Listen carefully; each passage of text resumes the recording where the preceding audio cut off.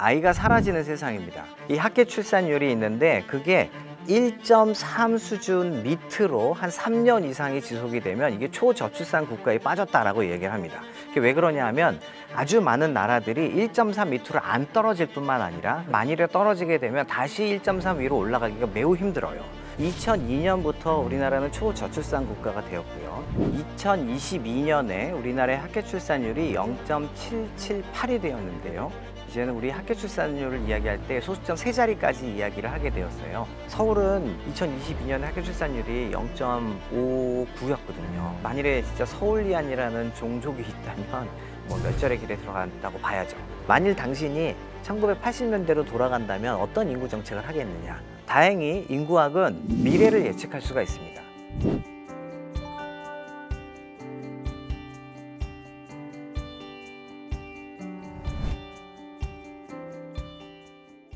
역사적으로 인구가 중요하지 않았던 적은 없던 것 같아요. 인구는 사회를 구성하는 가장 기본적인 요소예요.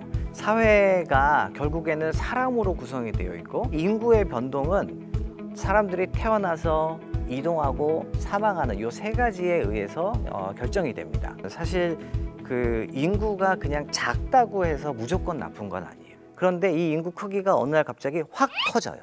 혹은 어느 날 갑자기 확 작아져요. 누군가는 굉장히 큰 불이익을 받을 수밖에 없습니다.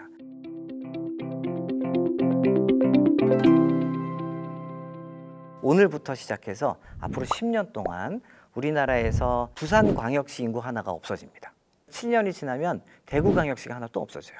4년이 지나면 대전광역시가 하나 또 없어집니다. 근데 지금까지 대한민국은 인구가 성장을 해왔습니다. 그러니까 우리 사회의 제도하고 정책하고 뭐 사회 구조 이런 것들이 인구가 성장하는 데에 맞춰서 지금까지 짜왔던 거예요. 우리나라의 인구 정책이라고 하면은 아마 많은 분들이 떠오르시는 게 과거의 산하 제한 정책을 떠오르실 거예요.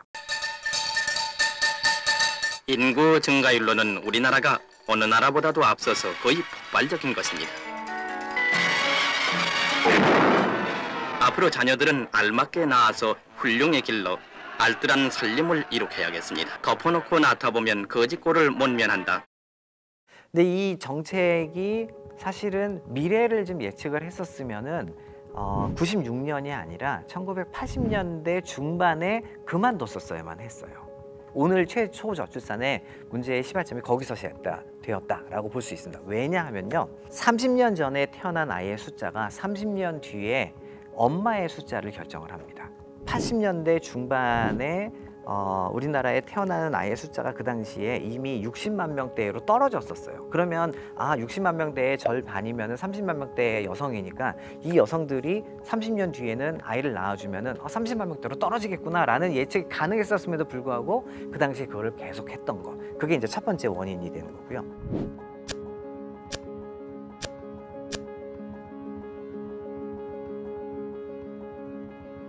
두 번째 우리나라의 초저출산의 원인으로 제가 생각할 수 있는 정책 요인은요, 많이들 이야기하는 인구의 요소에서는 그거는 결국은 수도권의 집중입니다. 지금 우리나라가 발전되는 과정에서 수도권에 이제 자원을 집중시켜서 이렇게 발전을 해왔잖아요. 또 그러다 보니까 청년들이 지방보다는 서울로 들어갈 수밖에 없었고, 서울에 오면은 이제 밀도도 높고 청년들의 밀도도 높을 뿐만 아니라 내 위에도 뭐 엄청나게 많지 않아요? 그러면 당연히 경쟁이 높아질 수밖에 없죠. 경쟁이 높으면 내 생존이 중요하지 뭐 결혼하고 내가 아이를 낳고 이것보다는 아무래도 생존이 중요할 수밖에 없죠. 그러면 당연히 출산율은 떨어질 수밖에 없는 거고요.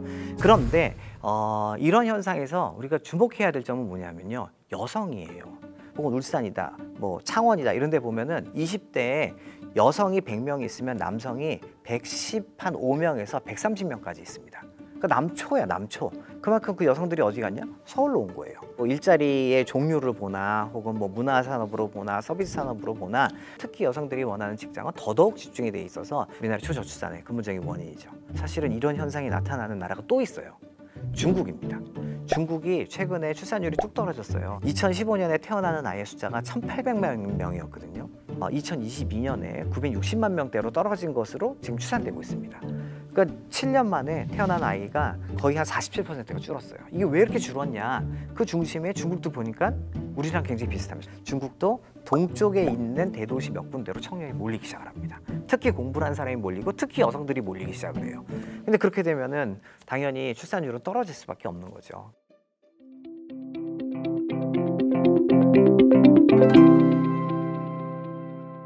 인구가 사회를 구성하고 있기 때문에 사회의 모든 분야는 인구가 바뀌면 영향을 받을 수밖에 없는 거예요. 영유아, 초중고등학교, 대학교, 그다음에 군대 그것뿐만 아니라 노동시장에도 영향을 줄 거고 우리 그 연금을 개혁한다 그러잖아요. 오래전부터 나왔지만 이거 정말 바꾸기 힘들다는 거거든요.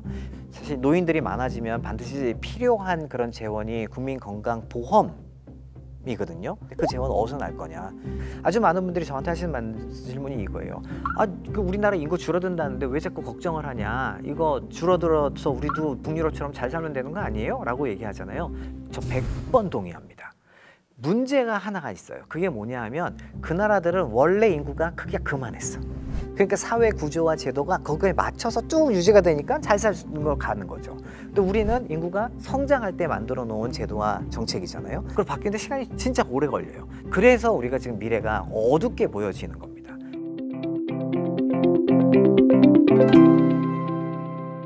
(1980년대에) 이미 우리나라의 인구는 2021년부터 줄어들기 시작할 거예요 라는 예측이 이미 나왔고 인구를 가지고 미래를 예측을 해보면 굉장히 많은 부분이 정해진 미래구나 라는 거를 알 수가 있어요. 인구학에서는 인구 배당금이라는 개념이 있어요. 첫 번째는 젊은 사람이 많아야 돼요. 그러면 생산을 하니까. 그래서 보통은 인구 배당금 이야기할 때 인구 부양비라는 개념을 우리가 도입을 합니다. 인구 부양비라는 거는 분모는 일하는 사람들의 숫자, 보통 일하는 사람을 15세에서 64세까지 봅니다. 그 나머지 인구들 0에서 14세, 65세 이상이 부양을 받는 사람들이고 이 사람들을 분자에 넣어요. 우리나라가 이 분자와 분모의 부양비가 2010년대에서부터 지금까지도 가장 낮은 수준에 머물러 있습니다. 이게 지금 한 0.45, 0.5 요 수준에 머물러 있거든요. 이거는 전 세계적으로 봐도 진짜 낮은 수준이에요. 그런데 우리나라에 일하는 사람들이 아시다시피 교육을 엄청 잘 받았잖아요. 그 생산성이 되게 높은 사람들입니다. 노인 인구가 늘어나는 거 큰일 났다라고 생각을 합니다. 하지만 노인 인구가 노인이 아니도록 만들어드리면 되는 거고요. 지금 젊은 사람들의 생산성을 어떻게 하면 더 높이게 할 거냐, 이 두 가지가 엮이게 되면요. 사실 우리가 이제 우리나라 초고령 국가가 돼가지고 큰일 났어요 걱정을 하지만 정말 그렇게 걱정이 될까? 라는 생각이 오히려 더 들 정도입니다. 왜냐하면 인구는 이미 정해져 있는 미래니까